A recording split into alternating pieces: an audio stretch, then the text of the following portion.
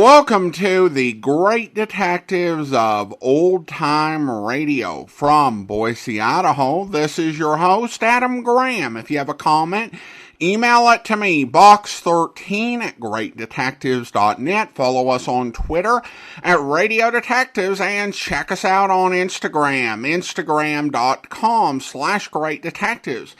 If you're enjoying the podcast, please follow us using your favorite podcast software. Well, we are going to bring you today's episode of Bulldog Drummond, and this episode was actually provided to us from the collection of radio archives at radioarchives.com.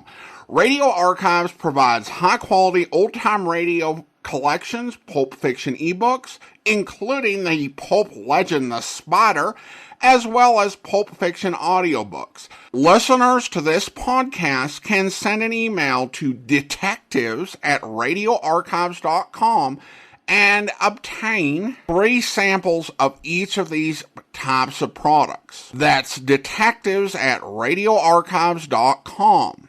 And thank you so much to Radio Archives for providing today's episode file for us. Well, today's episode originally aired January 17th, 1947, and the title is Claim Check on Death.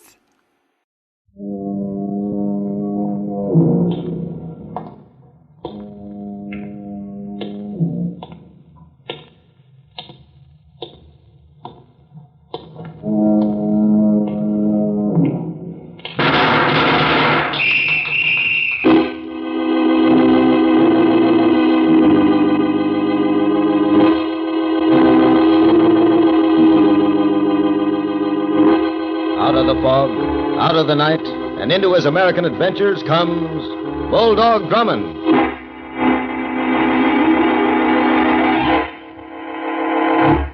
The Mutual Broadcasting System brings you another exciting detective adventure with Bulldog Drummond, starring Ned Wever. Champion of justice, amateur detective, celebrated soldier of fortune of screen and radio, Bulldog Drummond comes to you every week at this same time with more of his baffling and intriguing mysteries. For adventure and excitement, keep this rendezvous with Bulldog Drummond every week.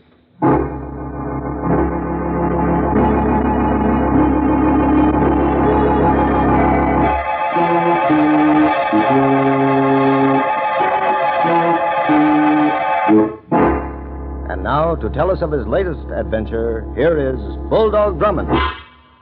When you're in my type of business, you must reconcile yourself to one thing: unpopularity. The people on the other side of the fence avoid you like the plague. For example, last Friday, Denny and I dropped into Larry's for a late evening snack.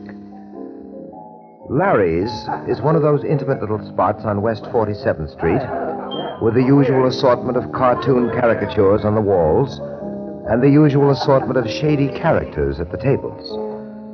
The place was crowded, but the cheering section was conspicuously silent as Denny and I squeezed our way toward a booth in the rear. Oh, look, sir, that booth isn't vacant after all. Someone's sitting there. So I see. Roxy Hagen. Hagen? Friend of yours, Captain Drummond? Not exactly a friend, Denny. A professional acquaintance, you might say. Roxy and I both deal in crime, but from opposite approaches. You can easily size up our relationship by the unwelcome glance he's giving me. But look, sir, he's leaving the booth. Well, come on, let's get it before someone else does. Right. Well, this is a bit of luck, and I'm famished. And I wonder why Roxy left so hurriedly. Well, obviously he was finished. No, on the contrary. Look here, his glass. He hadn't touched his drink. Oh. You know, Denny, I think I frightened Roxy off. Well, that's one way of getting a seat in a crowded restaurant, eh, sir? Oh, here's a menu. I see you didn't touch your drink. What's that? I said I see you didn't touch your drink. What business is that of yours? And if you must know, that drink Who's he? Oh, Denny? You were supposed to be alone.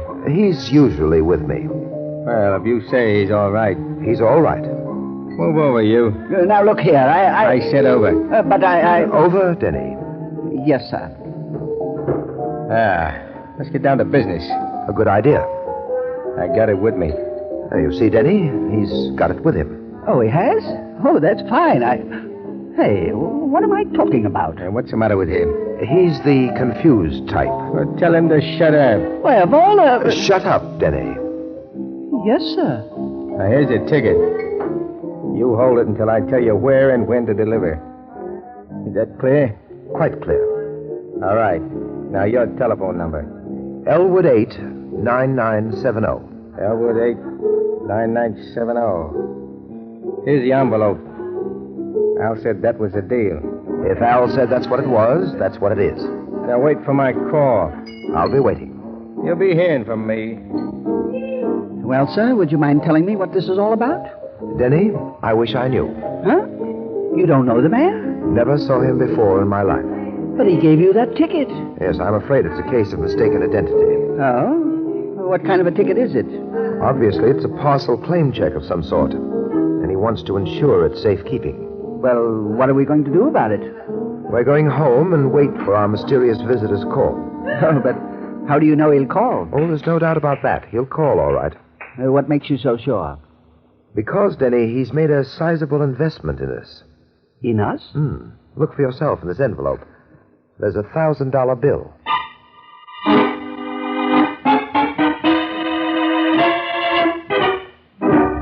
You know, sir, it just occurred to me. What, Denny?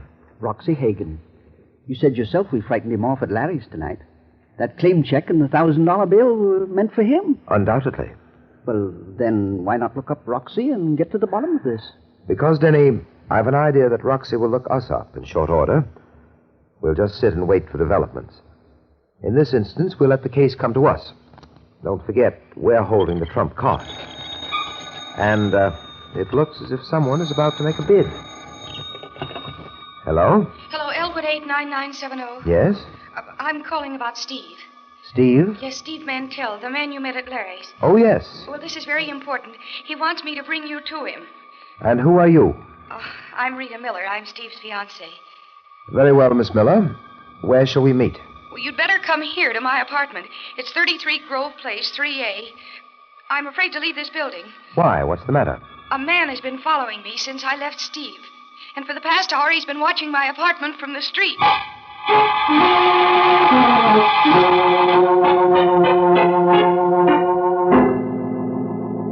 Now, Miss Miller, about this man who's been following you. He's still down there. Look for yourself. Denny, the window. Yes, sir. Miss Miller, suppose you enlighten me about the parcel claim check. Claim check? What claim check? The one I'm holding for Steve Mantel. Well, I don't know what you're talking about. Captain Drummond, Yes, Denny? there is a man standing across the street. I told you, he's the one. There's nothing unusual about a man standing on a street corner, is there, sir? Not necessarily. He's wearing a tan hat and a brown coat. Huh? And he's carrying a black bag. Well, Denny? Oh, that's correct, sir. He's holding a black bag, all right. Well, now do you believe me? Who is he? I don't know. Oh, please, Captain Drummond, Steve asked me to bring you to him as soon as possible, and he said to make sure that I'm not followed. But how will I get out of here? Well, now, let's see. Denny, Yes, sir? stand next to Miss Miller a moment, will you? Mm-hmm. That should do it. Do what? Go in the other room, Denny, The other room? Why, sir? to undress. What? Miss Miller is leaving this building with me, disguised as you. But, sir... Now, do as I tell you, Denny. Very well, but... really, sir, the things I go through for you...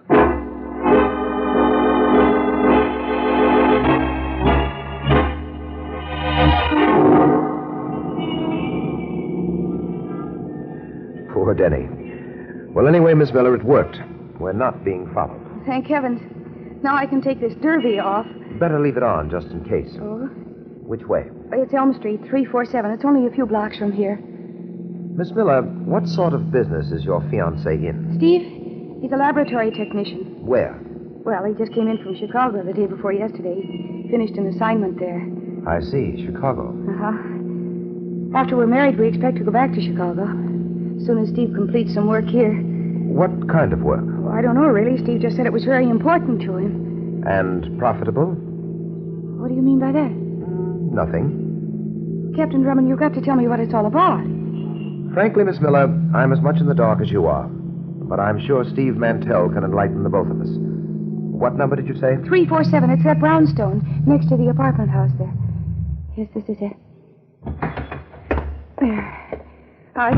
It's just down these stairs. He has the basement apartment. Here we are. Gee, that's strange. What is? The lights are out. Steve said he'd be waiting. He wouldn't have gone to bed. I'll ring again. Steve? Steve? Captain Drummond, maybe something's happened to him. Yeah? Steve, I've been... Yeah, what is it? Captain Drummond, this isn't Steve. Hey, what do you two want? We're looking for Steve Mantel. You got the wrong place. You don't live here. This is Steve's apartment. What do you two think you're doing?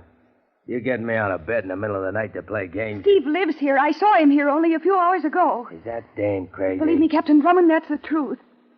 Look at the get-up on her. Don't you know, girlie, you can get picked up for imitating a man? Now, just a moment. Listen, you two. You ring that bell again and I call the cops. Now go on, beat it. Well, Well, Miss Miller? Oh, Captain Drummond, this is a trick of some kind. Steve was here a few hours ago. This is his place. Believe me, it is. I know, the mailbox. That's it. The mailbox over there. Steve's name is on it. Look, you can... Evidently, there must be some mistake, Miss Miller. The name on this card is James Burton.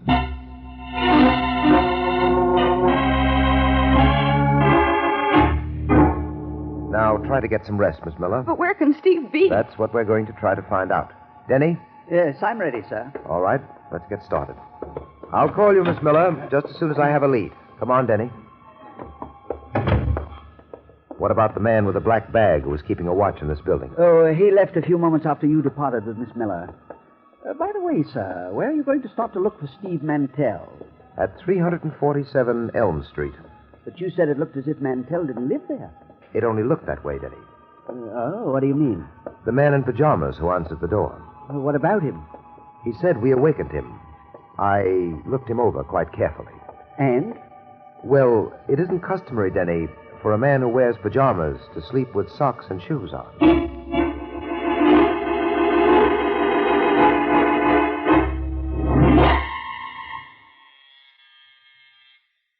No answer, sir. Shall I try it again? No, we'll use the skeleton key. But what if he's inside? We'll take that chance. Ah, there it is.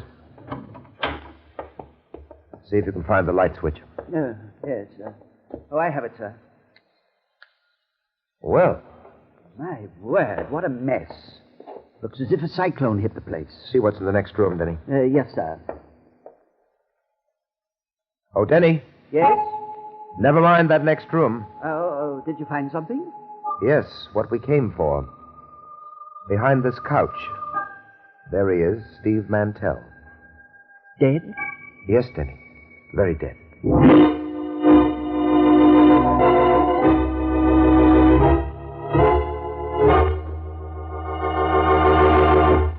Our story continues in just a moment. Political quacks and adventurers belonging to the lunatic fringe of American life seek to gain adherents and make easy money for themselves by diverting citizens from their real problems and attacking some racial or religious group as being at the bottom of the shortages, the strikes, or the rising prices. People who, out of indifference to American principles of racial and religious freedom and undecided about prejudice, or who might support hate campaigns against Protestants or Jews, Catholics or Negroes, are potential confederates or dupes of such subversive forces. Don't be fooled. Don't be misled. Be a real American.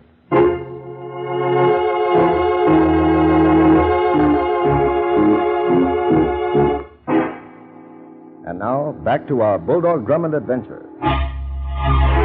Oh, I've searched everywhere, sir. Found nothing. Anything in his pockets? Empty, every one of them. Whoever killed Steve Mantel certainly went over this apartment with a fine-tooth comb. But they overlooked one thing, Denny. Yes, what's that? This label on the inside of his coat pocket. Here, look. Baum Brothers, Clothers, Chicago, Illinois, November 16th, 1946. And the name of the wearer here. Edward Torrey. Edward Torrey? But his name is Steve Mantel. Evidently not in Chicago. What do you mean, sir? I mean that Steve Mantel found it convenient to use two names. Well, come on, there's nothing more we can do here. First, we're stopping off at the nearest telegraph office to send a wire to Chicago. To whom in Chicago? The police. I have an idea they'll be able to supply me with an account of the activities of one Edward Torrey, alias Steve Mantel. And then, Denny, from the telegraph office, we're going straight home. But why home? Oh, just to see which way the wind's been blowing there.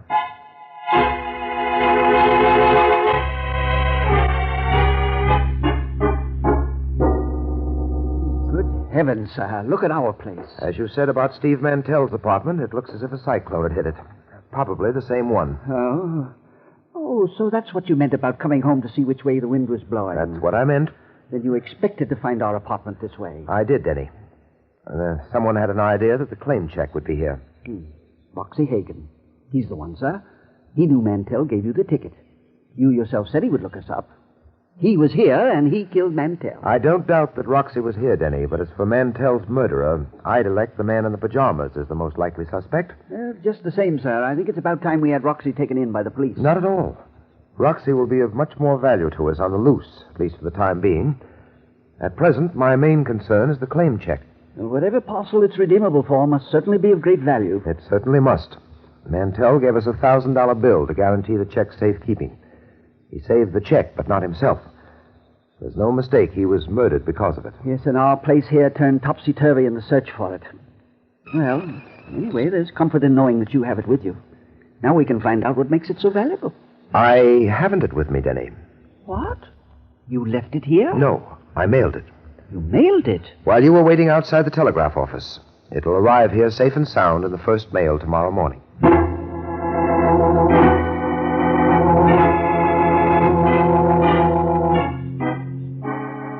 No, I can't believe it.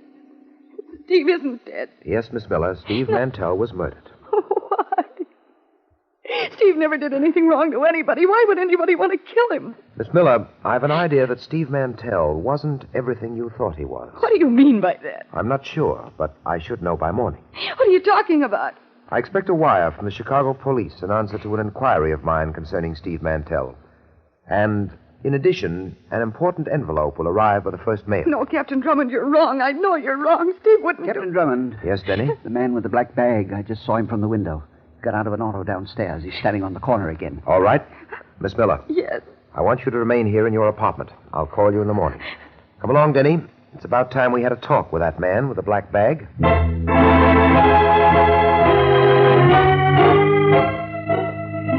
Yes, there he is, sir. Standing near the street lamp. Stay in the shadows along the building. Have your revolver ready. It's ready right now, sir. Look, he's walking away. He must have seen us coming. Hurry. But he's walking faster. He's making for his car. Quickly, before... Down, Denny. We'll crawl over behind those stairs. The man with the bag. Look at him, Denny. Why, he's falling over. Come on. Come on. Those shots were meant for him, not us. Well, sir? He's dead. Get that black bag. It's over near the curb there. You're right. Yes, here it is, sir. Look at this. His identification card. Robert Matthews, Benson Investigation Bureau, Chicago, Illinois. A private detective. Now let me see the bag. Yes, here you are, sir.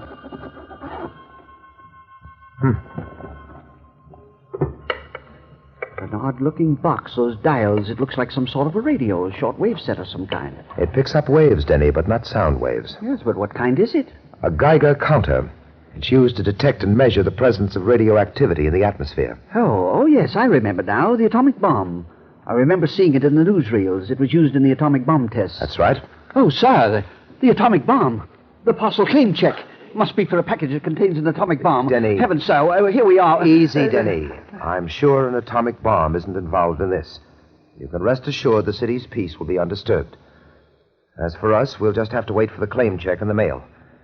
In the meantime, let's hope nothing blows up in our faces. Oh,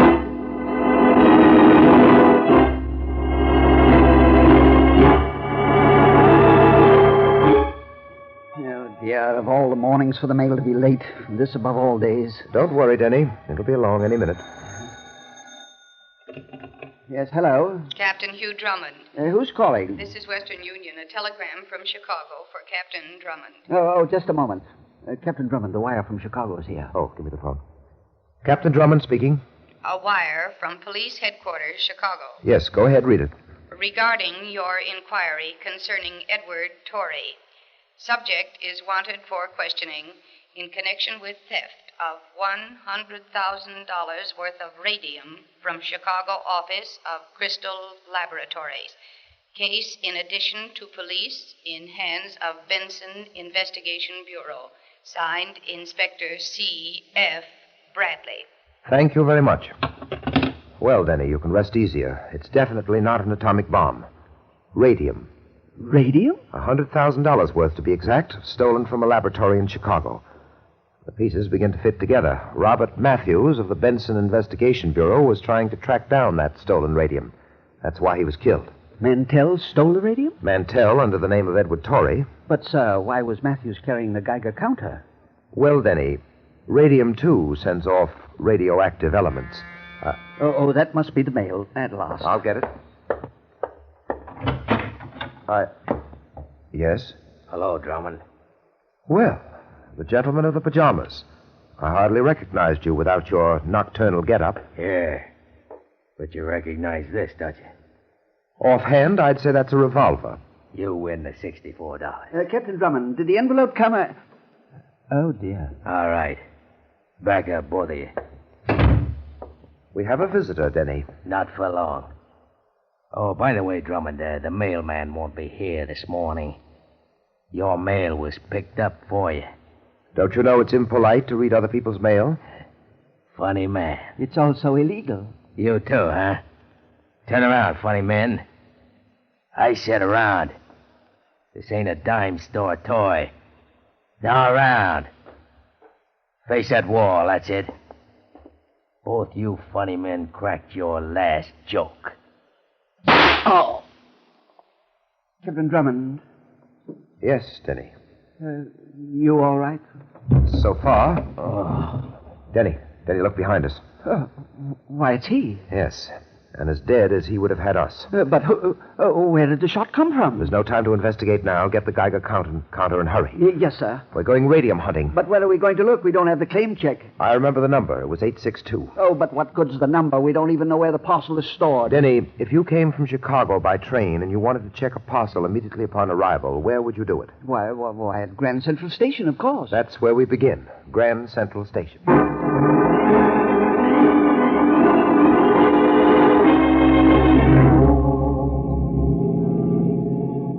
We'll enter the station from the West Plaza, Denny. That's nearest the parcel checking room. Yes, sir. Well, what's that? The Geiger counter. Listen to it. Well, it's ticking faster. The nearer we get to the station, the more active it becomes. The radium must be in the parcel room. Parcel 862, you say? That's right, 862. I want to see it immediately. Sorry, 862 was checked out just a few minutes ago. All right, get going, Denny. The package was picked up just before I got there. Yeah, right, sir. Sir, I thought something was strange. Just as you went into the station, the counter trailed off and then stopped completely. Cut across town, Denny. We'll avoid the heavy traffic. Yes, where are we going? We're paying a long-delayed call on Roxy Hagen. But why Roxy now? Because the parcel room attendant's description of the man who picked up the package fits Roxy to a T.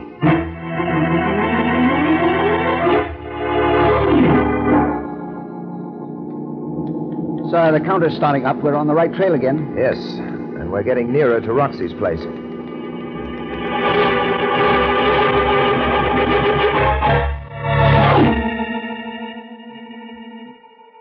Oh, this elevator is so slow we could have walked up faster. We'll be there in a second. Captain Drummond. Sounded as if it came from above. This way, Denny. Right.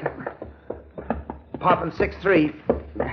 Here it is. And the door's locked. Come on, we're breaking it in. Ready? I'm ready. It's giving. Once more. That's it.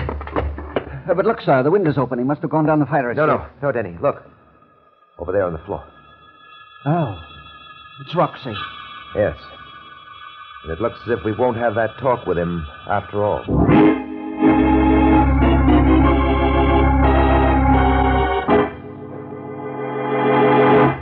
In just a moment, we'll have the exciting climax of tonight's adventure. USO represents the three great faiths, Protestant, Catholic, and Jewish. and combines the efforts of 6 member agencies: the Young Men's Christian Associations, the National Catholic Community Service, the Salvation Army, the Young Women's Christian Associations, the National Jewish Welfare Board, the National Travelers Aid Association. USO is the voluntary expression of the American people's desire to stand beside the GI, as shown by the remarkable record of 1.5 billion services by 1.5 million volunteers. USO's task in 1947 is part of the unfinished task of winning the war, of safeguarding the fruits of victory so that peace can be made secure. They still need USO, and USO is you.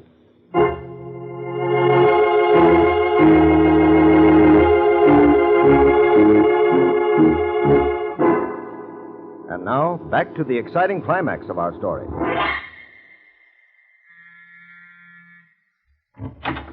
Why, Captain Drummond. Miss Miller? Come in. Go ahead, Denny. We were going to call on you sooner, but we were busy clearing up the case. You mean you found out who killed Steve? Well, let's say we found out who was responsible for his death. But you, Miss Miller, can undoubtedly tell us who the actual murderer was. I? What are you talking about? Was it Roxy? Roxy?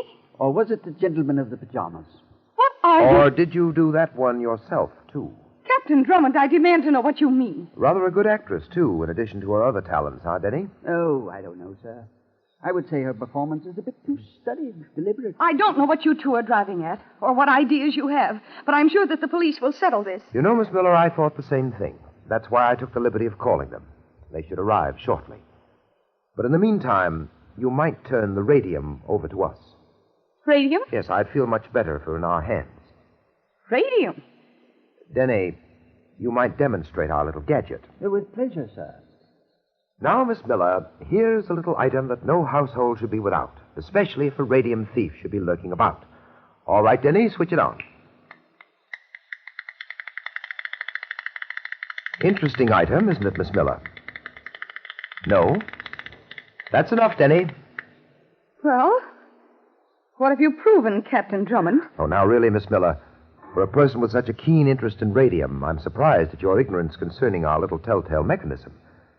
By elimination, it led us directly here to the Radium and to you. And, speaking of elimination, you appear to excel at it, too. Yes? Yes. Please stop me if I'm incorrect. You had a neat plan worked out. You put a scare into your fiancé to get the claim check out of his hands. Steve Mantel was murdered. You led to his apartment on a ruse while you had Roxy go through my place for the claim check. When I dropped the hint to you that I was expecting an important envelope in the mail, you realized it was really time to get down to business. The man with the black bag was getting too close for comfort. So, you had him written off. And then I imagine you played off Roxy and your other cohort against each other. But even a two-way split between you and Roxy was unsatisfactory. So Roxy had to go. And that left just you and $100,000 worth of radium. Am I wrong? Well, I would take Miss Miller's silence to mean that you're quite correct, sir. Yes, Denny. Miss Miller had a good plan, but it didn't work. And if Miss Miller thinks her plan was good, wait until she hears the one the state will have laid out for her. And in cases like hers, the state's plans always work.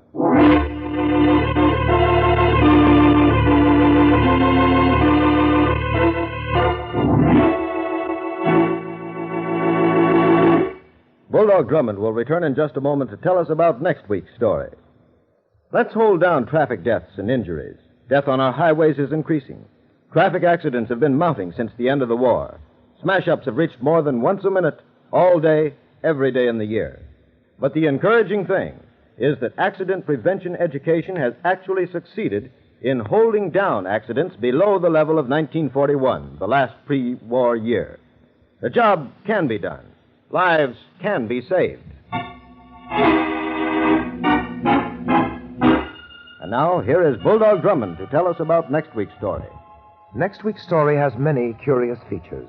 Among them, a lake that climbs a mountain simply because it's bored, and a scheme devised by a blonde Miss Baker, which would have failed if it had succeeded, and only succeeded when finally it failed. Miss Baker had to be destroyed, of course, but I'm sure she didn't mind. And anyhow, as Denny puts it, what else could she have expected when she had no murder to guide her? Be sure to listen, won't you? And so, into the night walks Bulldog Drummond, seeking new adventure and excitement. Join us next week at the same time when we'll bring you Bulldog Drummond, starring Ned Wever, in another thrilling story. Tonight's adventure was written by Edward J. Adamson. Arthur Van Horn speaking. This is the Mutual Broadcasting System.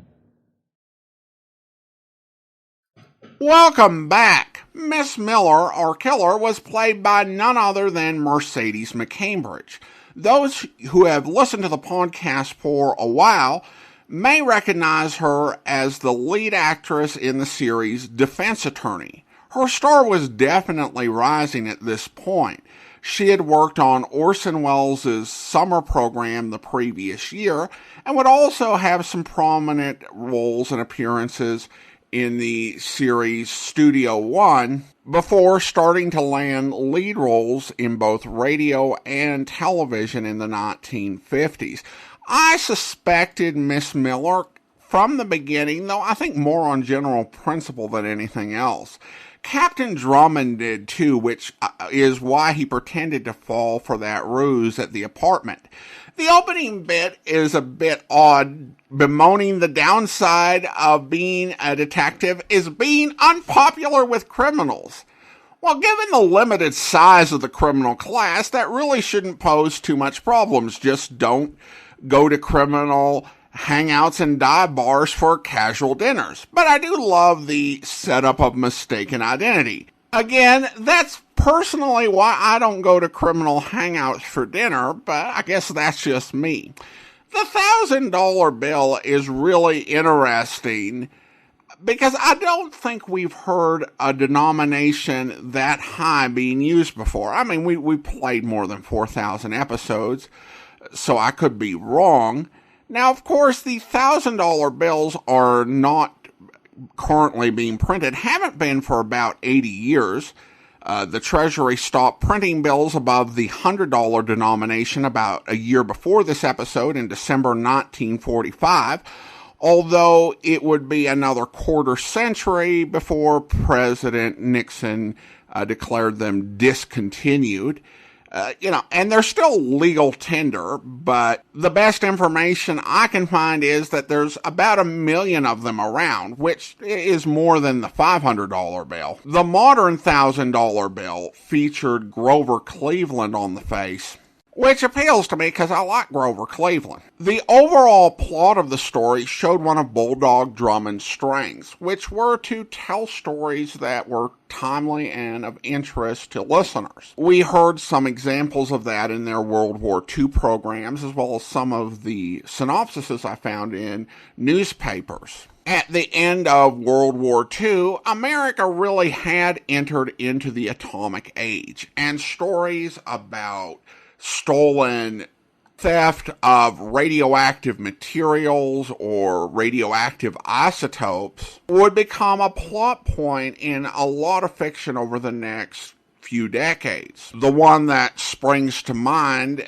is the John Lund, Johnny Dollar episode, The Radioactive Gold Matter. This, of course, was several years before that, so this might have been really on the cutting edge of what listeners were interested in back in 1947. All right, well, now let's go ahead and, as part of the Listener Support Appreciation Campaign, at the end of the year, we talk about those things that we are planning for the upcoming season. And we did Monday yesterday, so we're going to talk about Tuesday. And we have quite a few series, most of them a bit smaller, that we are planning for Tuesdays this season. Bulldog Drummond will be with us a little while longer yet. Well, I stated at the start of the series that Bulldog Drummond was on the air for essentially 8 years, and it can feel like we've breezed through about 3/4 of it and only found a handful of episodes We're actually only about at the halfway point. There are quite a few episodes that aired in 1948. There's one more from 1947 we'll play next week. But I anticipate we will be working our way through Bulldog Drummond through the end of November. Now, after that, we will be featuring an episode of a program that we previously completed, but for which we've got a new episode in circulation.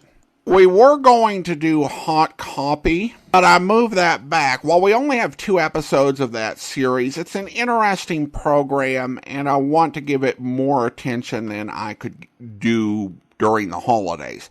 So we will have 2 programs that each only have an episode in circulation, Operation Danger and Martin Kane. Then, after the new year, we will play Matthew Slade, Private Investigator, which is a 1964 radio detective series, which should be really fun to feature. Now, that series does have a 3-part story, The Day of the Phoenix. However, Part 3 is not in circulation. I do know that Part 3 of The Day of the Phoenix does exist. So if you're out there and you're able to share it so that I can share it with listeners to the podcast, please reach out to me. Otherwise, we will play the Matthew Slade series without Day of the Phoenix and then return to it if I ever am able to lay my hands on episode 3. Then after that, we will be playing Hot Copy, and then we'll be featuring the incomparable Charlie Chan. And after that, we'll be turning to the big story, which is a bit of a stretch for us. But again, we're kind of running out of series to do. And the big story is an interesting one. It's a bit of an anthology series about real-life cases investigated by newspaper reporters. And there's been some really great documentation put out regarding that series in recent years. So I'm going to look forward to doing that one. And that should take us all the way through season 16. And then I suspect in season 17 we'll be getting back to playing some new episodes from previously completed shows.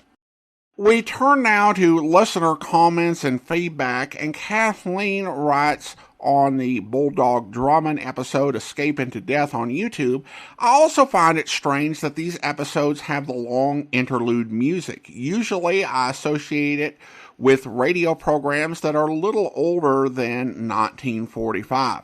Well, thanks for the comment, Kathleen. The answer is that I've heard it on syndicated programs that are quite a bit older than that. One thing is with the airmail mystery, there was actually really significant amounts of interlude music both before and after the episode.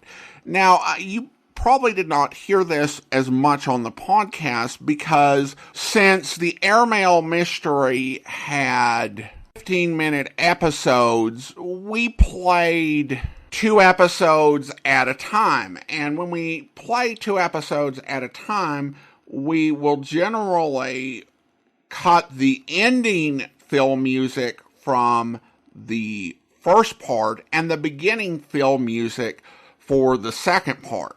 So when you listen to the completed episode, it doesn't sound like as much film music as you would have gotten if you were listening to each episode one at a time. And I was hearing the same thing on Charlie Chan, because I was double checking over some episodes when I was making the schedule, and the program from 1936 had a lot of film music. So it was a very common practice whenever you were dealing with syndicated programs. Not universal, but certainly quite common.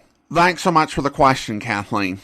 Well, now it is time to thank our Patreon supporter of the day, and I want to go ahead and thank Sheila. Sheila's been one of our Patreon supporters since February 2020, currently supporting the podcast at the Detective Sergeant level of $7.14 or more per month. Thank you so much for your support, Sheila, and that will actually do it for today. If you're enjoying the podcast, please follow us using your favorite podcast software. And be sure to rate and review the podcast wherever you download it from. We'll be back next Tuesday with another episode of Bulldog Drummond, but join us back here tomorrow for Broadway's My Beat, where... Yeah, right in here, laddie. Come on, right in this room. Take your hands off of me. I've been walking a long time without your help. Who's this, officer? A man who says he lives here. A man who says his name is... Mac Taylor. What's going on here? Okay, officer, that's all. What's your business here, Mr. Taylor? I live here. Now answer a question for me. What's this all about? Did you know Jane Darnell? Oh, my Shirley. She takes 2 hours every Saturday night in the bathroom. And she is the... Oh, that's her over on the bed. What's the matter with her? She's dead. Murdered. Murdered? But who did it? Mr. Taylor, there's millions of people in New York. A little while ago, one of those millions of people came into this room and wrapped a silk stocking around Jane Darnell's neck. The person who did that was the person who murdered her. Do you know who it was, Mr. Taylor? I hope you'll be with us then. In the meantime, send your comments to box13@greatdetectives.net. Follow us on Twitter at Radio Detectives, and check us out on Instagram, instagram.com/Great Detectives. From Boise, Idaho, this is your host, Adam Graham, signing off.